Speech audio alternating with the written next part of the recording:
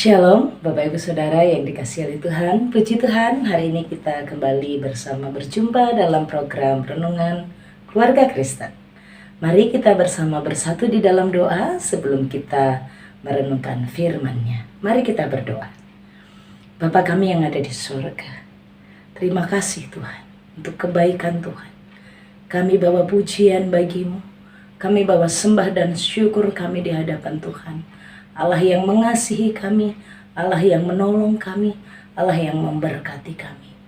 Terpuji nama-Mu Tuhan, Engkau Allah yang ajaib. Kami bersyukur hari-hari hidup kami dalam pertolongan Allah.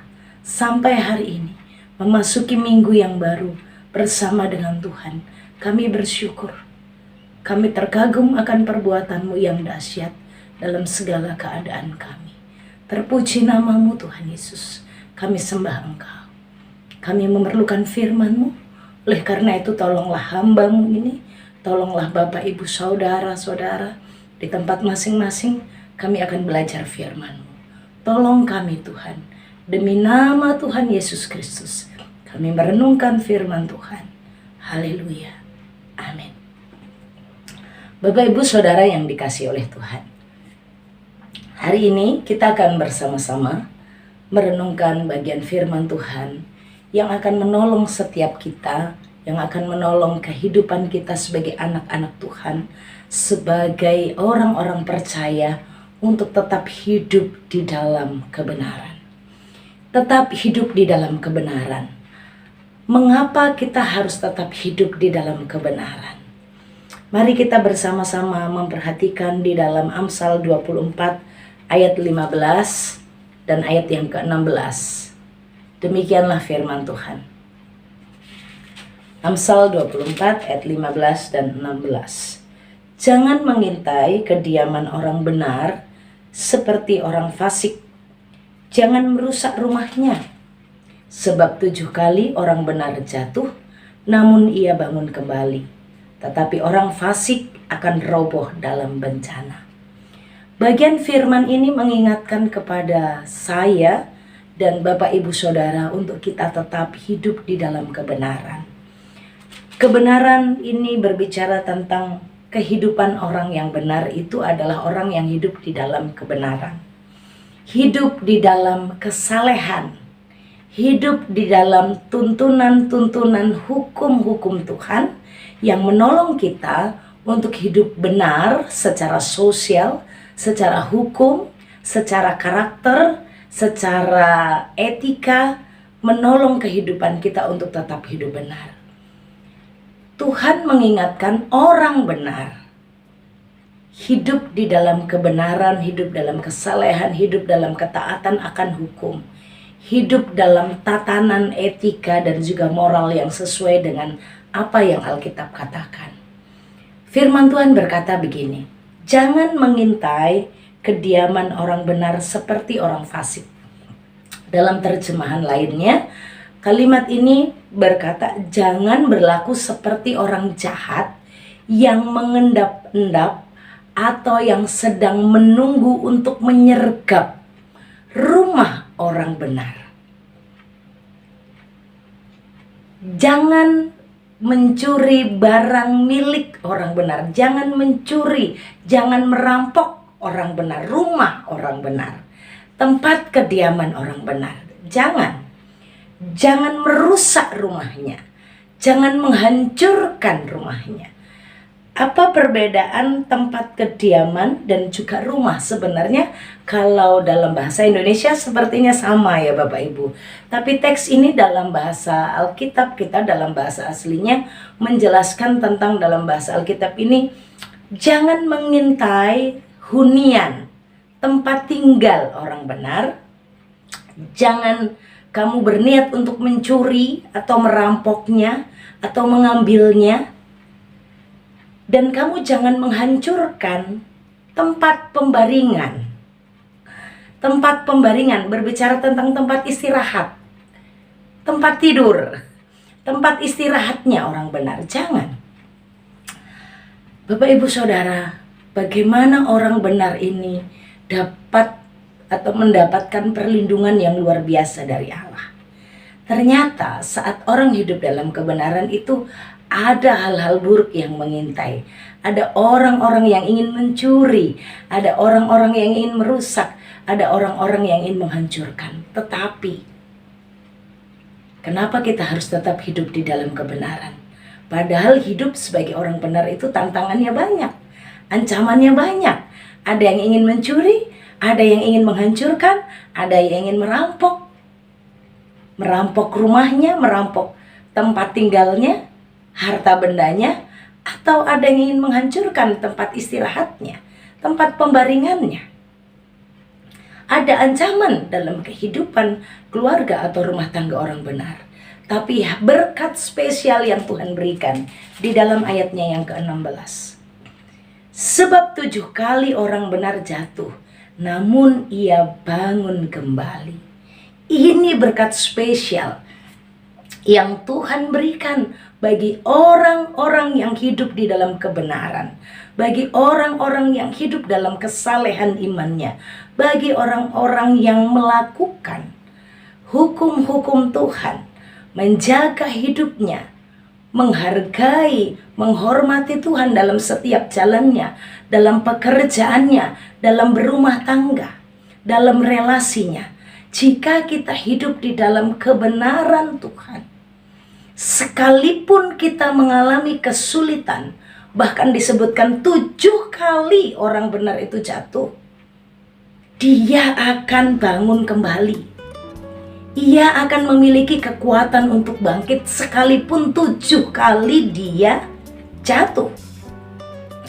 Tuhan mau mengingatkan bahwa bagi orang-orang yang hidup di dalam firman, bagi orang yang menjaga langkah, laku, kata hidupnya sesuai dengan firman, dia akan memiliki kekuatan saat dia diterpa persoalan. Bahkan dikatakan dia terjatuh. 7 kali orang benar jatuh. Mungkin ada jebakan berkaitan dengan tadi sergapan orang-orang yang mengintai, yang merancang kejahatan. Ada orang-orang yang memasang batu mungkin untuk dia saat dia lewat dengan tidak disadari bagaimana orang jahat memasang batu sehingga orang benar itu jatuh. Tapi orang benar itu memiliki kekuatan untuk bangkit. Jatuhnya tidak hanya sekali 2 kali, tapi 7 kali, yang menunjukkan angka sempurna gitu ya. Sudah jatuh ketimpa tangga, digigit anjing gila. Wah, udah beruntun-runtun. Itu baru 3 kali tadi contohnya. Tapi kalaupun dia jatuh sampai 7 kali, sudah terjatuh sampai 7 kali, dia akan tetap bisa bangun. Kenapa? Karena Tuhan berjalan selalu bersama dengan orang-orang benar. Pertolongan Tuhan selalu ada untuk orang-orang benar. Bapak, Ibu, Saudara, Alkitab menuliskan selanjutnya, tetapi kalau orang fasik, kalau orang jahat, kalau dia roboh dalam bencana. Jadi bagaimana kita harus tetap hidup di dalam kebenaran? Karena orang benar akan selalu mendapatkan kekuatan untuk bangkit dari Allah, mendapatkan kekuatan untuk kembali menata hidupnya dan meneruskan langkahnya sampai kita ke tempat tujuan. Ada kegagalan, ada kesulitan, ada jatuhnya, tapi dia memiliki kekuatan untuk bangkit. Bapak, Ibu, Saudara yang dikasihi oleh Tuhan, ada kekuatan untuk bangkit di tengah ketidakmampuannya, di tengah kejatuhannya, di tengah dukanya, di tengah kesulitannya. Apapun itu, orang yang hidup dalam kebenaran Tuhan akan mampu untuk bangkit. Tapi kalau mulai merubah jalan hidupnya, mulai hidup dalam kefasikan, Alkitab menjelaskan kalau orang fasik, dia melakukan kejahatan, kalau dia roboh, itu dia roboh ke dalam bencana. Roboh dalam bencana. Bencana ini menunjukkan sesuatu yang menyakitkan, sesuatu yang menghancurkan, sesuatu yang membuat terluka, sesuatu yang mendatangkan penderitaan, sesuatu yang mendatangkan luka, bencana, kengerian. Kalau orang fasik, kamu kerjain, kamu curi barangnya, kamu hancurkan hidupnya, dia akan bisa bangkit. Tapi kamu kalau hidup dalam kefasikan, sekali kamu jatuh, jatuhmu bukan di tempat yang aman. Jatuhmu di tempat bencana. Jatuhmu di tempat yang mengerikan. Jatuhmu di tempat yang mencelakakan, tempat yang menghancurkan justru. Jatuhnya di dalam bencana. Sekali lagi bukan jatuh di kasur. Enak banget jatuh di kasur. Tidak. Orang fasik kalau roboh, hancur, jatuhnya ke tempat bencana, ke tempat yang mengerikan, ke tempat yang menghancurkan, ke tempat yang menyakitkan, ke tempat yang mendatangkan penderitaan. Bapak Ibu Saudara, apapun tantangan hidup kita, tantangan dalam rumah tangga kita, tantangan dalam mengasuh anak, mungkin ada opa-oma, tantangan di dalam mendampingi anak cucu, ada kesulitan, tapi tetaplah kita hidup di dalam kebenaran Allah. Karena orang-orang benar, sekalipun dia jatuh, Tuhan akan mengangkat dia kembali. Tuhan menopang tangannya. Tuhan memberikan kekuatan baru baginya. Jangan pernah tinggalkan Tuhan. Jangan pernah memikirkan untuk menempuh jalan yang tidak jujur dalam pekerjaan kita, dalam mencari kecukupan untuk kebutuhan hidup kita. Di akhir-akhir yang di tanggal mulai 20 ke atas mungkin sudah mulai bingung, mulai repot untuk memikirkan bagaimana mencukupi kebutuhan ini. Tetaplah hidup beriman, tetaplah bergantung kepada Tuhan, tetaplah bekerja dengan benar, tetaplah bekerja dengan jujur. Tidak usah coba-coba dengan cara fasik, cara yang jahat. Karena sekalipun engkau dalam kesulitan, ingat, engkau akan bisa bangkit, akan ada pertolongan Tuhan di tengah kesulitanmu, di tengah pergumulanmu. Bapak Ibu Saudara, mari kita tetap hidup dalam kebenaran. Sekalipun hari-hari kita diintai persoalan, diintai dan dihadang pergumulan, tapi kita akan punya kekuatan untuk bangkit. Sebab sekalipun jatuh 7 kali, Tuhan akan memampukan kita untuk bangkit.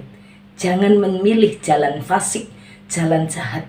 Karena saat hidup dalam kefasikan, kalau robohnya di tempat yang mendatangkan penderitaan. Tuhan Yesus memberkati kita menjalani 1 minggu ke depan, hari-hari pekerjaan kita dan rumah tangga kita untuk hidup dalam kebenaran Tuhan. Mari kita berdoa. Bapa kami yang di sorga, terima kasih untuk firman-Mu hari ini. Tuhan menolong kami, Tuhan memberkati kami untuk tetap hidup di dalam iman, tetap hidup bertahan sekalipun di tengah ancaman kesulitan, pergumulan, persoalan. Karena kami tahu kami berjalan bersama dengan Tuhan. Tuhan menopang langkah hidup kami. Tuhan tidak pernah membiarkan kami. Tuhan bukan penonton dalam hidup kami, tapi Tuhan penolong yang setia. Terima kasih, berkati hamba-Mu ini dan Bapak Ibu Saudara-saudara, dan kami memohonkan berkat Allah. Tuhan memberkati engkau dan melindungi engkau. Tuhan menyinari engkau dengan wajah-Nya dan beri engkau kasih karunia. Tuhan menghadapkan wajah-Nya kepadamu dan beri engkau damai sejahtera dari sekarang sampai selama-lamanya. Amin. Shalom, Tuhan Yesus memberkati.